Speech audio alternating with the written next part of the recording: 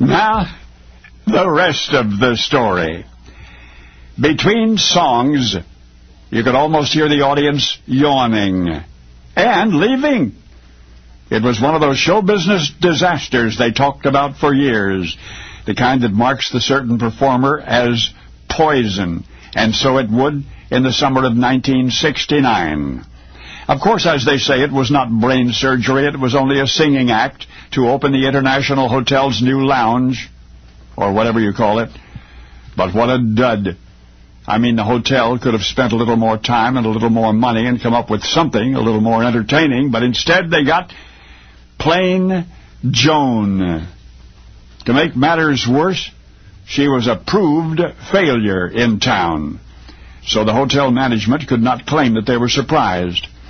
Only a half dozen years previous, Liberace had taken her on as his opening act at the Riviera. The pianist's manager was horrified. "She is so plain," he kept saying. "So boring. The audience won't want to hear anything after she's through with them." Liberace's experienced associate was quite right. But maybe it was partly sympathy that caused the legendary showman to persist in defending Plain Joan. Whatever the case, she opened for Liberace, and in the parlance of the industry, she died. No sets, no props. Her clothing was drab and ordinary. Her presentation was little more than a monotonous succession of songs. Applause was sparse, barely civil. By the time the flamboyant piano player arrived on stage, the audience was almost angry. And so was the hotel management. "Get rid of her," they told Liberace. "Your own career could go down with her." The latter offered a compromise. He would open his own show, he said, go out and do a peppy number, and then he would slip Plain Joan into the lineup without anybody knowing it. Well, he tried that, but everybody knew it, and nobody loved it.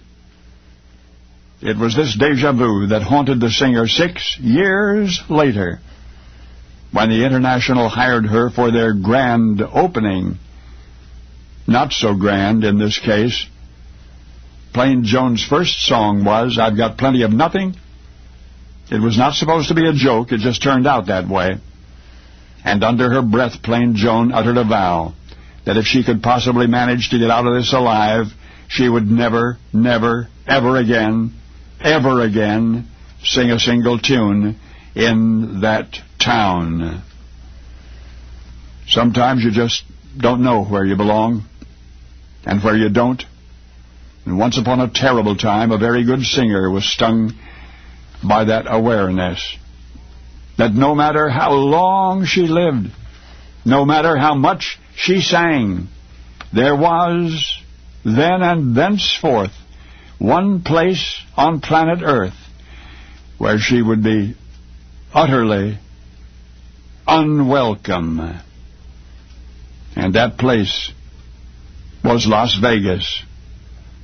And that singer, Plain Joan, was Barbara Joan Streisand. Of course, you've heard about her smashing success one subsequent New Year's, but now you know the rest of the story.